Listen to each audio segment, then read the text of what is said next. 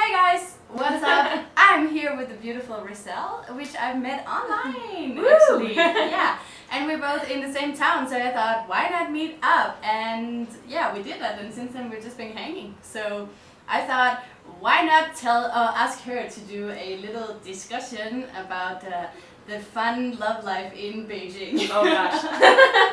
This can only turn into a very awkward video, so prepare yourself, guys. Please do so. And if you're not ready for it, go and get a cup of tea first and then come back. Anyway, today we're going to talk a little bit about our dating experience in Beijing.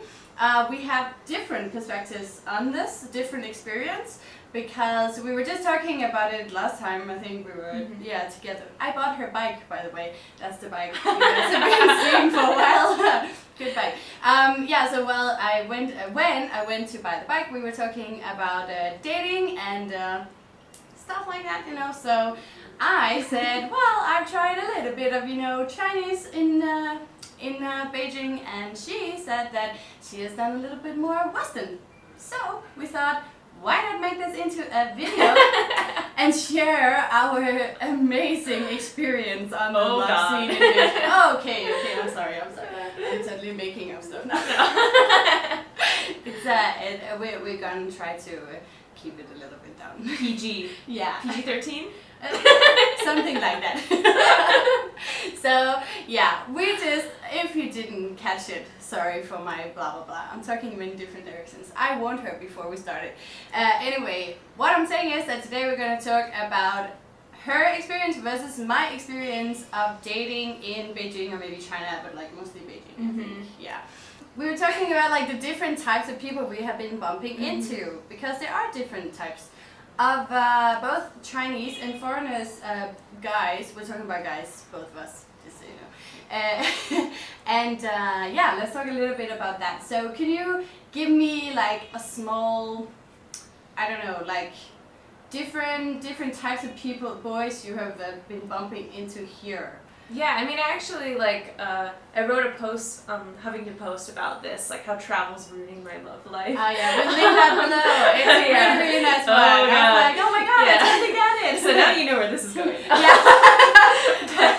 but yeah, so I mean, basically for me, when you're living abroad, you kind of want something a little bit more serious than you would like if you were traveling, because you're living in a place. You're an expat, right? Yes. So you're not going anywhere. Yeah, exactly. So I mean, for me, at first I was definitely very happy to be single. When I was studying abroad in China 4 years ago, I was like, yeah. I was too busy learning Chinese and focusing on myself. I didn't necessarily want anyone. But after about 3.5 years of living in China, I'm like, okay, it'd be nice to have something that lasts longer than 3 months, But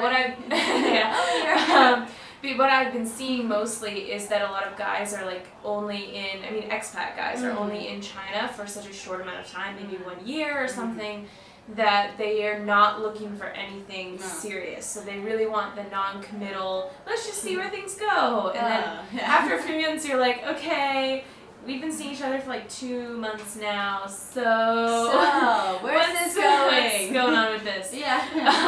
And usually the guys that do end up dating, they end up dating Chinese girls, not foreign girls. Yeah. And I've been having this conversation with a lot of usually white girls in China, because my Asian American friends have a completely different experience. But usually, a lot of the foreign guys have their sort of pick of the foreign girls and Chinese girls. Big range. Yeah, so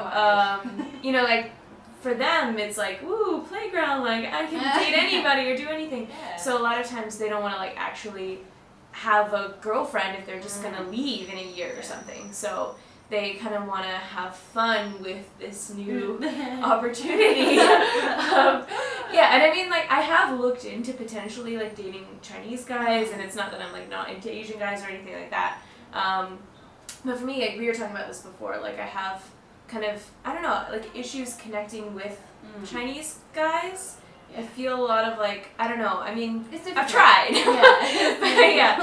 I mean, I think I'm a little, like, I'm just not quite what most Chinese guys are looking for. And yeah, we talked about, like, we're both a little too, like, out there. I'm a little scary. We make a lot of trouble. Yeah. Or, like, I don't know, yeah, I think the same. Like, that's what I really do like Asian guys, but I'm just, it's really hard when they're from China, because we are thinking really, really differently. And I found more connections with, like, yeah. I mean, I found more connections with, like, Korean guys, or even, like, there's a Cambodian guy, like, 2 years ago that I was like, oh, he's cute, but, like, you know, I mean, with like, Chinese guys, like, as in from China, mainland China. Yeah, I mean, I've had some issues, like, I mean, I've found guys that I think are cute, but then once we get to talking, there's either a language barrier, because my Chinese is not good enough to sustain a relationship. Yeah, there's either a language barrier, like a cultural barrier, or like a, you know, there's different kind of courtship styles I've found,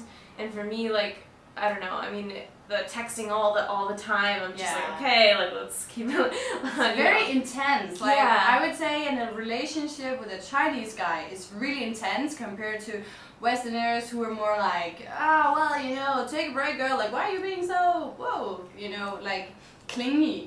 Is it clingy? Yeah. So it's almost the exact opposite. Where it is. It really is, like, so different. Those two, like, different. Like, it's been 3 months. What's happening? Yeah. Like with an expat, he would be like, 3 months. Okay, I should move on. Or like a Chinese would be like, okay, so we're gonna get married now. Or like, you know. So it's very much like I see this as well. I meet Chinese guys, and one guy, I kissed him, and then just after the kiss, he literally said to me, so, you're my girlfriend right now. And I was like, whoa, we're not even drunk. Like, why are you saying this? You know? It made me a little nervous. And another one, like, he's asking, how long are you going to stay here for? You're going to find a job here, you know, just to make super sure that, you know, if it's going to be serious, we can get together and stay together forever. And I don't know if it's scaring some Western girls, or if it's... I don't know. I mean, for me, like, it's just me. I don't know. I mean, it sounds nice at first, but when you barely even know a guy, you're like, okay, like, I don't even know you. Like, after 2 months of crazy love honeymoon period, then it makes sense. Yeah. But like, on the first date, it's a little intense. You know? Yeah, and I found, like, the Chinese guys that tend to, like, kind of hit on me at bars or whatever, they seem to almost have, like, a fetish, like a foreign fetish, that's or like they see you walk in and they're like, oh, you know, and they start trying to speak to you in English, and you're like, okay, like, this is kind of weird. You want to practice English, especially the practice English, or like the Western porn movies, stuff like that. I heard this before, like a Chinese guy, they really like to use the word kaifang, like open-minded. And when they asked me about this, like, actually it happened yesterday in the gym. Like, the gym guy, I told you guys about this before, like the gym guy, I met him on the street and I was like, yeah, I need a gym, and he took me to the gym, and he's been really nice. He took me out for lunch after, I don't know why, but, you know, signing up, and then here we go together. Yeah, why not? And then the second time... That didn't happen to me at my gym. Good service out there in a faraway town. Well, anyway, so the second time I came, we were sitting down talking for 2 minutes, because now we're like this, you know.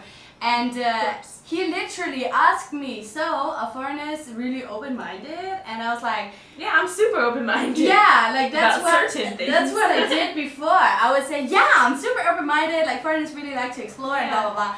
But like now, I've learned that that's not what they mean, because the conversation turned into a talk about one-night stands in bars, you know. Finding one-night stands in bars, and I was like, okay, gym guy, you know, I'm gonna go work out now. Yeah, see you later. I just signed up for 18 months together with you here. Like, it's gonna be awkward if you keep doing this, you know. Yeah. So yeah, it's but of course you can also find guys who are not like that. Like, I've also met Chinese guys who are just treating you as a normal human being, a girl who looks nice, with 2 people together having fun. And those are the people I'm looking for, of course. Like, if they start talking about learning English, practicing English, or want to go abroad, and like asking about green cards and stuff, oh my god, that's a turn off, guys. That's such a turn off. Don't go there. I mean, for me, like, I'm really into traveling and, you know, living abroad and all of this stuff, so I want somebody who also wants those things, and for me, like a lot of Chinese guys that I meet in China, and I'm sure it's the same if you were to go to America in a random town or whatever, people aren't as interested in travel as you. Yeah. So I tend to be more into like the expats just because they have like a similar experience. They might have like, the same way of thinking. But like if I were to meet a Chinese guy that lived abroad for a long time or something like that that was really interested in traveling, I think that would be, that I would be more interested in that. But for me it's a little bit harder to find Chinese guys that really want to travel and live abroad because I don't want to live in China forever. And a lot of Chinese guys want to stay here and start a family here and have their career here.